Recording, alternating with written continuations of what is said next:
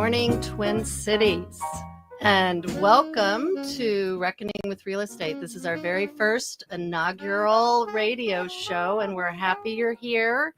We're going to be airing every Sunday at this time at 11 a.m., and my name is Paige. I'm with the Real Estate Collaborative, and again, the name of the show is Reckoning with Real Estate, where we're going to talk about the American dream and building a better real estate company. So for this show, this is going to be one of two. So next Sunday, you can tune in to hear the second part of this show. And I'm joined today by Meghan Howard and Tara Swedberg. And they are also with the Real Estate Collaborative. They were two of the very brave souls that joined us from the very beginning. And we're going to take a few minutes to introduce ourselves, then we'll kind of dive into the Real Estate Collaborative and what makes us different from other real estate brokers. So Meghan is, we call her BOTFG, and what that stands for is boots on the ground with an extra word added in that I'll let you figure out what that is. But BOTFG is Meghan, and Tara is everything admin extraordinaire. She keeps us all organized, and she also keeps me organized and helps me remember from day to day what I've said and what I've done. And so I'm going to let them introduce themselves, and then I will introduce myself. And maybe if you guys want to say a little bit about your background and also, why you decided to join REC early on. Meghan, do you want to start? Yeah, sure. Thanks, Paige. So I'm Meghan Howard, and I've been a realtor for 8 years. Prior to that, I worked in nonprofits. I worked for one large local nonprofit for about 11 years, and then moved over to another nonprofit for a couple years. How I got into real estate is my husband Matt and I had 2 kids. We decided we wanted to buy a home, and I actually really enjoyed the process. And at the time, the realtor we worked with was our friend. And I asked him, do you think this is something that I could do? And he said yes. So got my real estate license, like I said, 8 years ago, and basically really just enjoy helping folks find their place, whatever home looks like for them. I love seeing different homes and touring homes and hearing about different communities. And just really being a part of that huge life experience, the largest financial decision of people's lives, and then getting to hand the clients the key at the end is really amazing. And really, by the end of it, they're not clients, they're friends. I mean, everyone we've worked with has been amazing. And so, it's really fun. And I'm just honored to be a part of REC. I have worked with 3 other brokerages, 2 main larger brokerages, 1 large brokerage, 1 small boutique brokerage, and then another organization. And REC is an honor to work for because I believe in everything we stand for of our clients are first. We are there to represent them. We are not looking to support an industry. We are looking to serve the clients' best interests. And we'll talk about how we do that differently. But I love being part of the Real Estate Collaborative and working with Tara. She keeps all the transactions going, which is amazing. Yeah. All right. Well, great. Okay. So Tara, why don't you tell us a little bit about your background and why you joined REC? Sure. I actually went to school in New York for home products development and marketing at the Fashion Institute of Technology. And I've just kind of always had a love for everything home. Basically, I went to school for interior design and hard lines and soft lines and sales. And I got out and actually ended up working on private yachts and then being a private flight attendant on corporate planes for quite a while. And then when I got married, I decided maybe I'd like to be home a little bit more. So I got my real estate license in 2014. And I've always kind of gone back and forth with full-time and part-time. And I just love everything about the industry, except for obviously some of the unfortunate trivial things that we are faced with right now with the lawsuits and so forth. But I joined REC at the beginning because not only did I know Paige and respect her, I was very excited about just housing justice. And I think that everyone should have a right to have a home. It shouldn't be a privilege. And I've always wanted to be able to lend a hand with someone having a home. Yeah. So yeah. No, that's great. Yeah. And like I said earlier, I so appreciate you guys joining early on, because honestly, if I had to do this on my own, I don't know that I would have made it 2.5 years, and I feel like the teamwork makes REC better.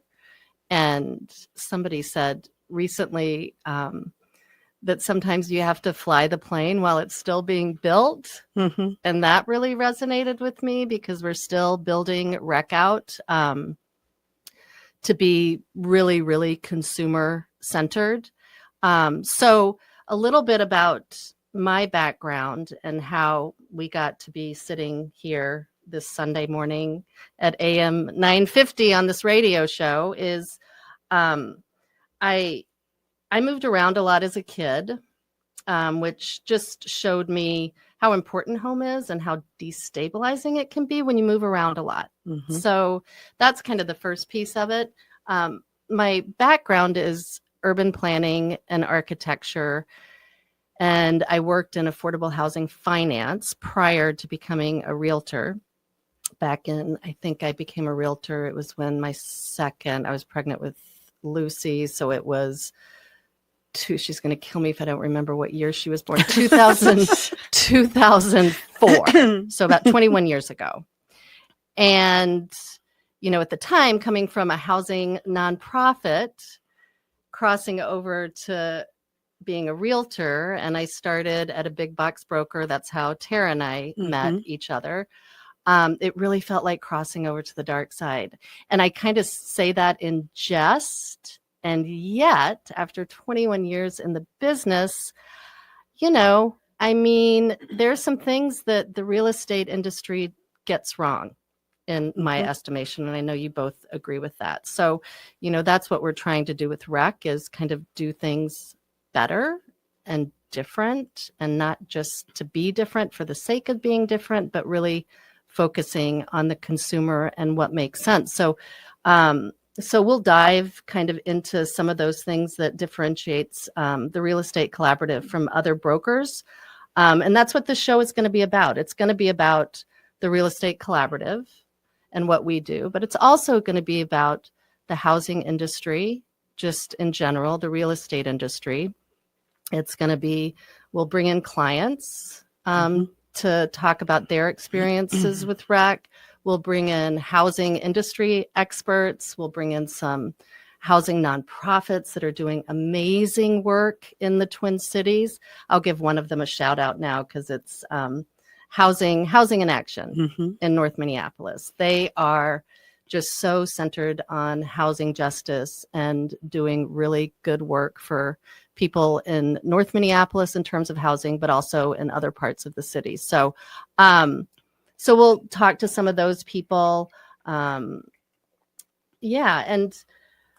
the other thing that I would say is, the tagline of the show is a show about the American dream and building a better real estate company. So we'll really talk about the American dream and what that means in 2025 with kind of everything we're going through with the economy and how things have changed since maybe the 1950s in terms of the American dream, and how we can maybe get back on track to, helping everyone who wants to purchase a home be able to purchase a home and to live where they want. That'd be nice. Yeah.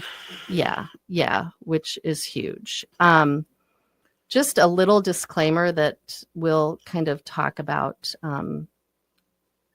periodically on the show is, we are going to talk about some difficult issues in the real estate industry and things that we don't like about the real estate industry. But I just want to be really clear that we're not calling out specific companies. We're not going to call out specific realtors. Having been in the business for so long, we all know realtors, and we have a lot of close friends who are realtors. So anything we say on the show is not meant to disparage them or. Yeah. And I think it's just like with anything, there's good and bad. Mm-hmm. And, Absolutely. Yeah. Absolutely. Kind of advantages and disadvantages and how to manage that. So we are happy that our listeners are here. And anything else you all want to add about kind of the real estate collaborative? And well, I mean, I do feel like one of the reasons that we've kind of worked as a team so well is each of our strengths kind of, like some of my weaknesses you both make up for with your strengths. And and I do think that our communication's amazing. And I think we pass that along to all of our transactions and just really try to be transparent and look out for everyone's best interest.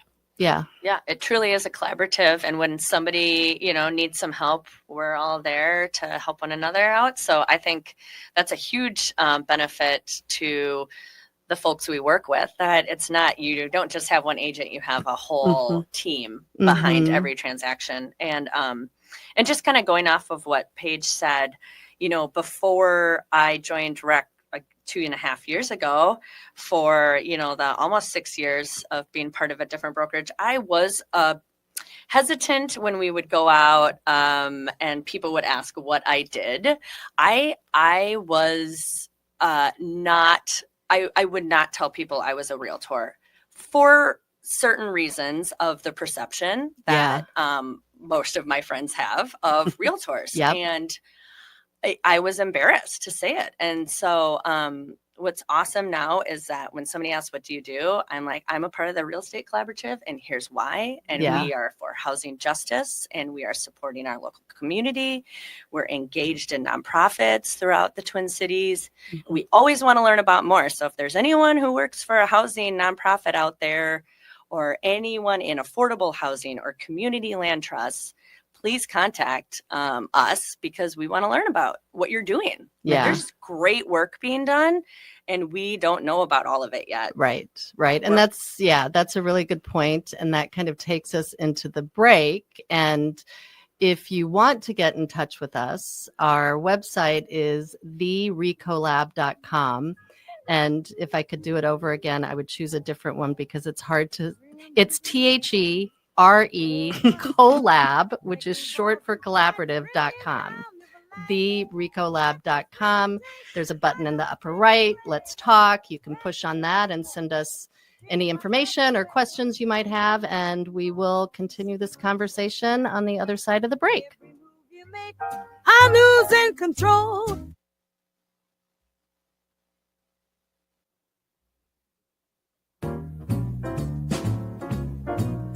Welcome back to the second half of Reckoning with Real Estate, a show about the American dream and building a better real estate company. This is our first show, so we're here with you for about another 15 minutes. And before the break, Megan was talking about being a realtor and how sometimes when she first became a realtor, when she would go out and people would ask her what she would do, it felt it didn't feel great. Dirty.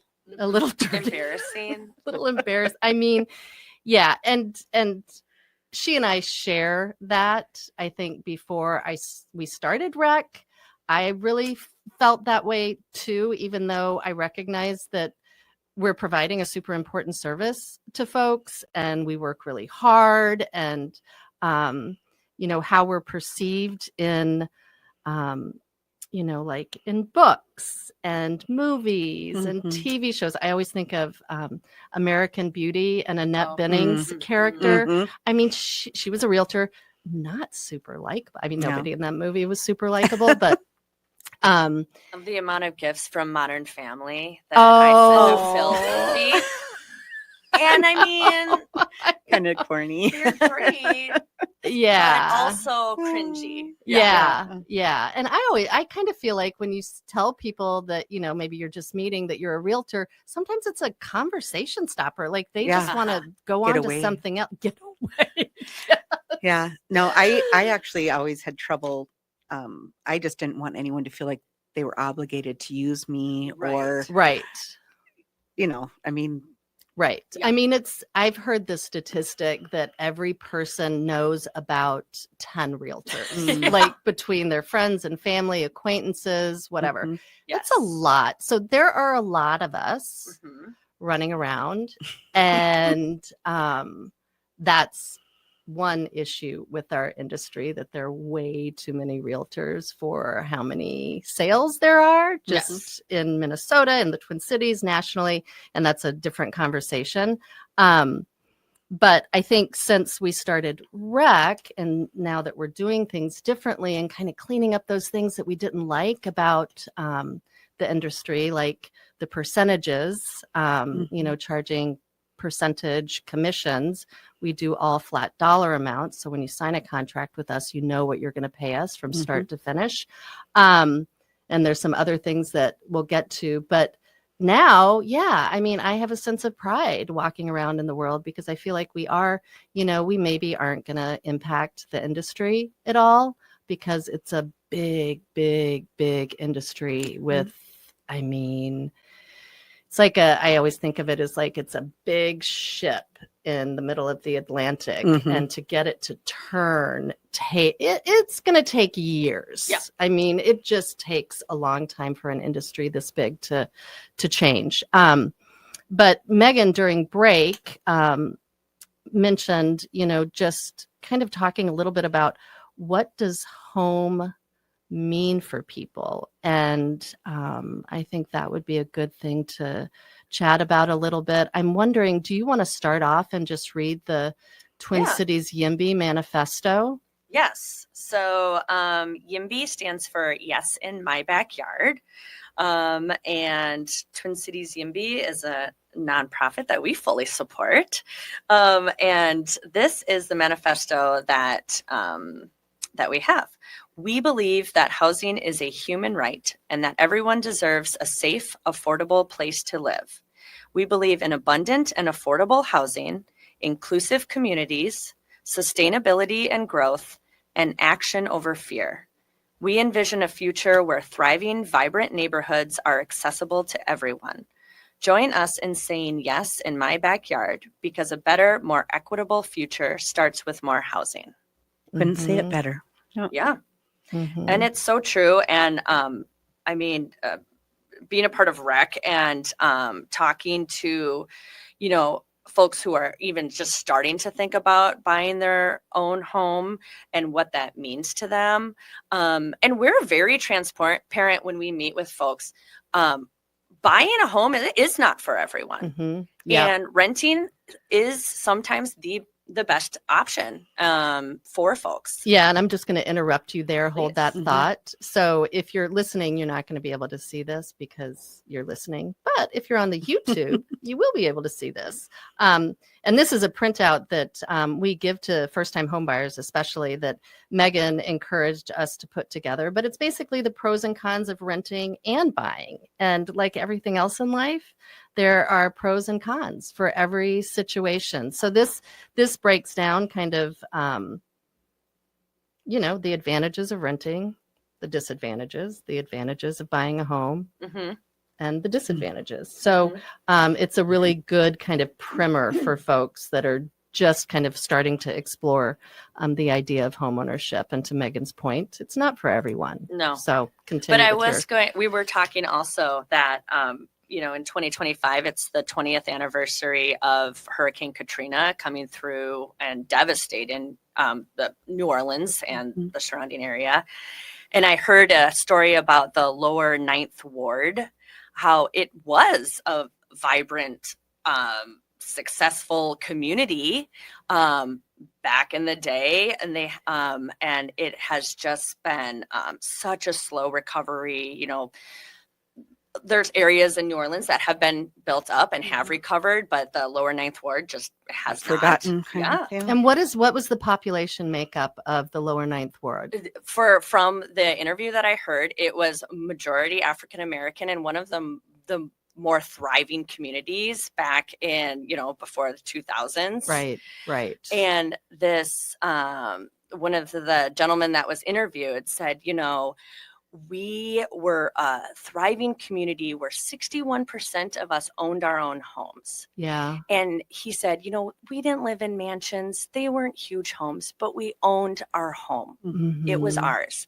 And I think that's what we hear so often. The pride is that and ownership. There's pride in it. It was touted as the American dream to Right. own your own home, have a piece of land. Again, for better or for worse, there's issues with that. But, there's home means a lot to people for different reasons. Yeah. And I think, I sometimes think about, right now we're in a pretty massive housing crisis where not only, is the homeless population growing and much more visible, but there are a lot of people that are paying 50, 60% of their gross income on housing, which then people have to make. That's very common, yeah. Yeah. And then people have to make super hard decisions. Well, and the median cost of a home is over $400,000 now, where, 10 years ago was 200. Yeah. Right. I mean, it's skyrocketed in our market for Which, sure. We'd kind of talked a little bit on the break about just corporations coming in and buying properties so that. Yeah. And it's what happens when, we live in a capitalistic society and we've commodified a basic need. Mm-hmm. And so you have winners and losers, and we're seeing that we have a lot more, having a lot more losers, people that are either not housed sufficiently, if at all, or they're just paying way too much for their housing, whether it's home ownership or rental. I was on the phone this morning with, or this past week with HUD and FHA, because we have a client that is an elderly man, and he got a reverse mortgage about 20 years ago. And now that reverse mortgage is way more than what the house is valued at. So we have to figure out how he can sell it as a short sale. And I'm just going to give a plug for HUD. I can't believe I'm doing this. I didn't have to wait on the phone very long. And the two people I spoke with were so nice. And so they were able to answer all my questions. So shout out for the federal government. I haven't done that in I haven't done that in, I never thought those words would years. Come out of your mouth. Yeah. It kind of surprises me. But, and at one of the questions I asked her, I'm like, how many calls like this do you get, in a week about elderly people that have reverse mortgages that are upside down? And she's like, it is a fire hose. Wow. We are on the phone constantly, and this is not an uncommon situation. So again, the commodification of a basic need is maybe not the greatest way to go. But I will say too, for folks that are listening to the show, I think it can feel like I'll never be able to get a house. I hearing the stats of the $400,000 is the median price in the Twin Cities. There are so many good grants and nonprofits, and we are here to help and answer those questions, because they're, just have a couple conversations. Like you said, we can get answers from HUD. We can get answers from Minnesota Housing Fund. Yeah, they have some great programs. So don't think I'll never be able to do it, because you can, and if you can't, at least we can find that out so that, there are options out there for folks. And I just don't want real estate to feel like it's, untouchable for folks. It's not. Right. Yeah. Right. And I think there are a lot of kind of home buying myths out there. Yep. And really, your first step is, if you're thinking about buying a home, talk to somebody, talk to a realtor, talk to us, talk to a lender that you That's what I was gonna trust. say, yeah. Get the numbers, get the information up front, learn about, the first time home buyer classes that Minnesota Housing Mhm. Yep. offers. I think it's through Homeownership Center. But anyway, a lot of them are free. You can take them online. It's like 8 hours. It's no joke, but it's a great education on Yes. what it means to become a homeowner. And I would say, because I remember when Matt and I were out looking for our first house, I was always scared to have a conversation with someone because I thought it costs money. To ask sure. a question, Oh. they're going to get me to sign something and I need to Yeah, know. no. I always just no. thought I sounded kind of dumb. Yeah. And that's the thing. So come and talk to us. There are no dumb questions. No, No. It is no, there really free. aren't. Yeah. Hey, yeah. we might even buy you a cup of coffee. So Look at So you, thank fancy you for joining us on our first ever radio show, Reckoning with Real Estate, and we'll see you or hear from you next Sunday. My breath away. Oh, wrecking ball, you steal the show.